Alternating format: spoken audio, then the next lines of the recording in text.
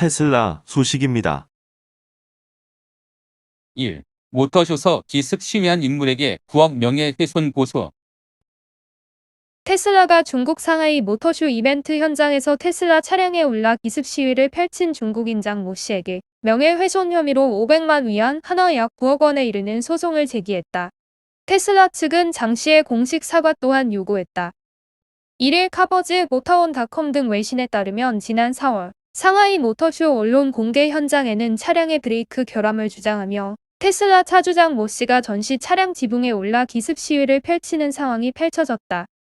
당시 장 씨는 자신의 테슬라 자동차가 브레이크 통제력을 잃어 사고를 당했고 이로 인해 온 가족이 사망할 뻔했다라며 차량 결함을 주장했다.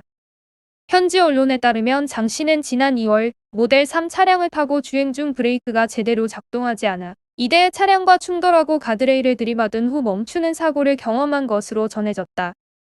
장 씨는 모터쇼 기습 시위 이후에도 테슬라 차이나를 상대로 거액의 위자료와 차량 환불을 요구했던 것으로 전해졌다. 장 씨의 이 같은 주장은 일부 테슬라 소유주를 바탕으로 차량 결함을 주장하는 집단 행동으로 번지고 중국 내 테슬라 브랜드 인지도와 판매에 좋지 못한 영향을 미쳤다. 장 씨 주장에 대해 테슬라 측은 곧바로 해당 차량에 대한 조사를 실시하고 제동 시스템이 정상 작동됐다고 밝혔다. 하지만 장 씨는 이와 관련해 테슬라 측이 자신 차량의 로그 데이터를 조작했다고 주장하며 팽팽한 신경전을 펼쳐왔다.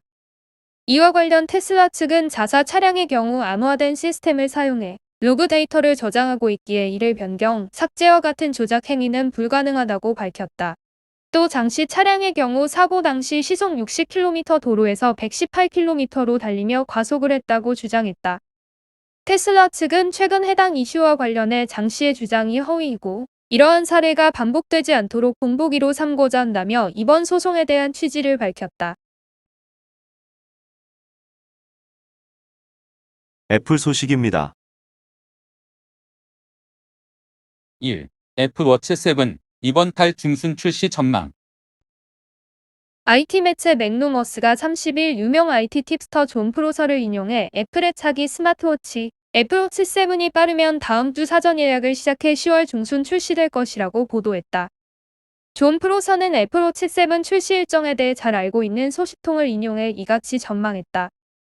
애플은 지난달 신제품 공개 행사에서 아이폰 13과 함께 애플워치 7을 소개했지만 올 가을 후반경에 출시될 것이라고 밝히며 정확한 출시 일정을 공개하지는 않았다. 지난달 니케이 아시아는 애플워치 7이 디자인 변경으로 제작 공정이 완전히 달라져量산이 지연되고 있으며 출시일이 연기될 것이라고 보도했다. 이후 애플 전문 분석가 거민치 애널리스트는 애플이 9월 초 애플워치 7 생산 문제를 해결했으며 9월 중순부터 생산량이 증가할 것이라고 밝혔다. 애플이 빠르면 10월 중순 맥 프로, 맥북 에어 등을 공개하는 신제품 공개 행사를 한 번 더 개최할 것으로 알려져 있기 때문에 애플워치 7 10월 중순 출시는 합리적인 추측이라고 맥루머스는 밝혔다. 애플워치 7은 전작보다 화면이 20% 커졌고 테두리는 약 40% 얇아졌다. 충전 속도도 전작보다 33% 더 빨라졌으며 배터리는 18시간 지속 가능하다. 가격은 $399부터 시작한다. 마이크로소프트 소식입니다. 1. 게임 패스 등록자 200% 성장 3천만 명 돌파. 마이크로소프트가 선보이는 클라우드 게임 플랫폼 엑스박스 게임 패스가 흥행 가도를 달리고 있어 관심이 집중된다. 이른바 게임 체인저로서 새로운 게임 유통 트렌드를 만들어 나갈 수 있을지 관심이 집중된다. 마이크로소프트 게임 부문 수장 필 스펜서는 29일 테이크 투 인터랙티브 수장 스트라우스 젤릭과 함께한 대화에서 엑스박스 게임 패스 구독자 수가 3천만 명을 돌파했다고 밝혔다. 올해 초 1,800만 구독자를 돌파했음을 감안하면 약 10개월 만에 2배에 달하는 성장이다. 앞서 마이크로소프트는 올해 초 3분기 실적 발표를 통해 게임 산업 매출이 50% 증가했다고 밝힌 바 있다. 당시 공개 매출은 약 4조 원을 기록했다. 당시 성장 원인으로 엑스박스 게임 패스가 급성장했고 하드웨어 판매 시너지가 겹치면서 매출을 거두게 됐다고 밝히기도 했다. 당시 엑스박스 게임 플랫폼 콘텐츠 매출은 전년 동기 대비 34% 성장한 약 8,215억 원을 기록했다. 이 수치는 게임 콘텐츠 판매 모델과 엑스박스 게임 패스 요금이 결합된 모델이다. 이 매출이 모두 엑스박스 게임 패스에서 발생했다고 가정해보면 게임 패스 등록자 1인당 실제 과금 비율은 약 27,383원에 달한다. 월 약 9,127원을 지불하는 셈으로 타 구독 경제 플랫폼에 비해서도 결코 낮지 않은 수치다. 특히 현재 마이크로소프트가 진행 중인 프로모션을 보면 엑스박스 게임 프로모션 가입 첫 달 요금은 우리 돈 1,000원으로 책정돼 있다. 이후 구독을 유지하게 되면 요금제에 따라 월 11,800원을 지불하게 되는 형국이다. 그럼에도 불구하고 아프 계산이 맥스 수치와 비슷하게 맞아떨어지는 것은 유입자들이 다시 디지털 다운로드를 통해 개인 콘텐츠를 구매하는 비즈니스 모델이 확립됐기 때문인 것으로 보인다. 해당 과금 모델을 유지하면서 이탈률을 줄여나가고 구매 유도가 성공한다면 매출이 기하급수적으로 뛰는 비즈니스 모델인 것으로 풀이된다. 현재 전 세계 콘솔 게임 시장은 약 61조 원으로 풀이된다. 이 중 마이크로소프트 점유율은 현재 약 6.5%에 지나지 않는다. 경쟁 상대인 소니 인터랙티브 엔터테인먼트 게임 분야 매출은 현재 약 27조 원 규모. 닌텐도는 약 18조 원 규모로 경쟁 상대 대비 매출도 크게 높지 않은 편이다. 반대로 해당 점유율을 조금씩 끌어오는 추세로 중장기 성장 모멘텀이 있다는 뜻으로도 해석된다. 전문가들은 현재 마이크로소프트가 진행 중인 사업 모델에 주목한다. 한 게임 전문가는 현재 마이크로소프트는 개발사들에게 특정 금액을 지불하고 게임 판매 권한을 사오는 형태로 비즈니스를 전개하고 있다라며 단기적으로는 매출에 악영향을 미치나 중장기적으로 게임 패스를 통해 누적 과금을 벌어들이는 비즈니스로 시간이 갈수록 순이익이 쌓이는 비즈니스 모델이라고 설명했다.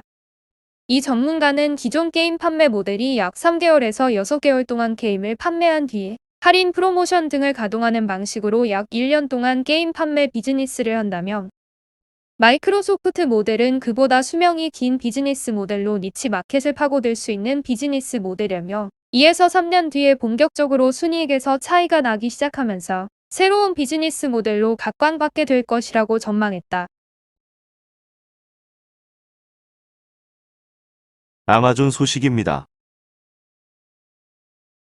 1.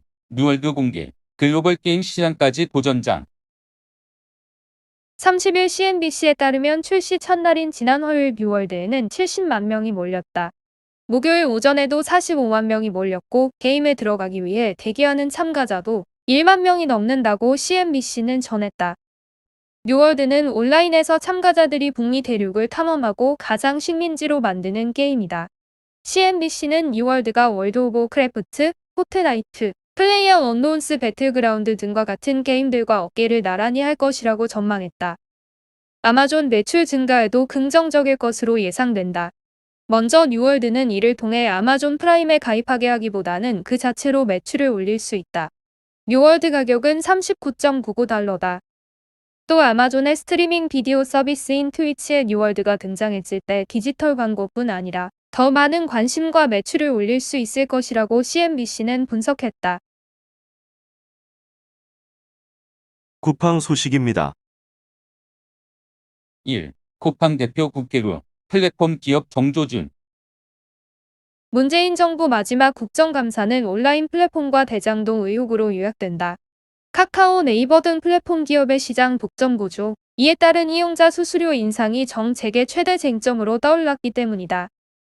가계대출 관리, 부동산 대책과 남북관계 상황 등 정부 정책을 두고도 야당은 공격, 여당은 방어로 맞서면서 격돌을 펼칠 예정이다. 9월 30일 정치권에 따르면 올해 국감 최대 화두는 사업 분야를 넓혀가고 있는 플랫폼 기업에 대한 검증이다. 각 상임위 국감증인 몇몇은 온라인 플랫폼 기업 주요 경영진이 차지하고 있다. 김범수 카카오 의장과 강한승 쿠팡 대표, 김범준, 우아한 형제들 대표 등은 주요 상임여다. 중북으로 증인에 채택되면서 출석을 위해 국감장을 오가게 됐다. 정무위에서는 모두 21명의 증인과 참고인을 채택한 상태다. 김범수 카카오 이사회 의장, 강한승 쿠팡 대표, 배보찬 야놀자 대표 등을 증인 명단에 이름을 올렸다. 국토위는 강한승 쿠팡 대표, 류금선 카카오 모빌리티 대표, 권순호 HDC 현대산업개발 사장 등 3명을 국감 증인으로 채택했다.